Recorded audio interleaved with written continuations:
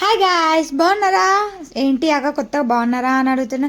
ఊకే hi guys, welcome back to our channel అని చెప్పడం కంటే బాగున్నారా అని అడగడం చాలా పద్ధతిగా ఉంది కదా, అందుకే చెప్పేసి అలా అడిగాను అనమాట.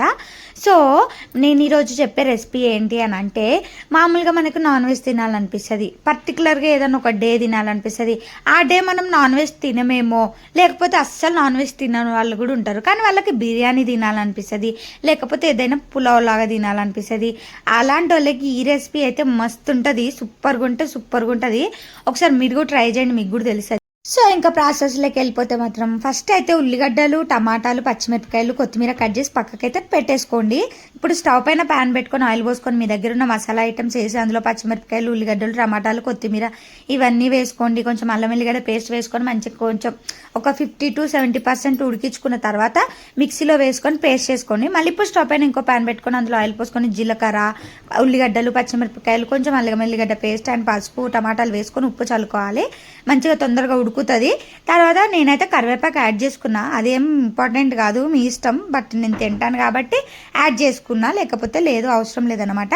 అవి కూడా మగ్గిన తర్వాత మనం రెడీ చేసుకున్న పేస్ట్ వేసుకొని 5 నిమిషాలు అయితే ఉడికించుకోవాలి కలుపుకొని.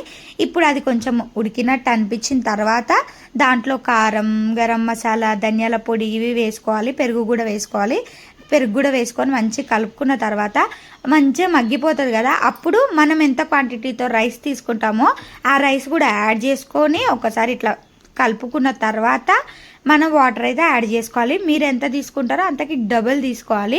లేదు అనుకుంటే కొంచెం రైస్ని బట్టి తీసుకోవాలన్నమాట, ఎందుకంటే ఆల్రెడీ చూసారుగా పేస్ట్ ఉంది, ఆల్రెడీ బియ్యం నానతాయి. సో మెత్తగా కాకుండా చూసి తీసుకోవాలన్నమాట. అలా వాటర్ కూడా పోసుకున్న తర్వాత కలిపేసుకొని ఉడికేదాకా ఉంచుకుంటే అంతే, రెడీ అయిపోతుంది. చాలా సింపుల్, అండ్ ఇంకా వేరే కర్రీ కూడా అవసరం లేదు.